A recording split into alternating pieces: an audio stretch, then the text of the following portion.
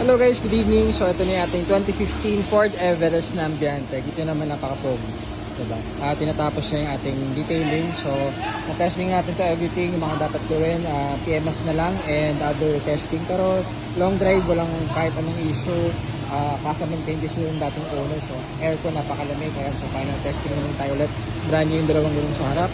Ayun, kita nyo napaka-pogi. So pinaayos lang natin tong headlight. Medyo madilaw kasi, ayan, okay na. Ayan o, finish o, diba? Tingnan nyo yung hood, hindi pa tapos yan ha.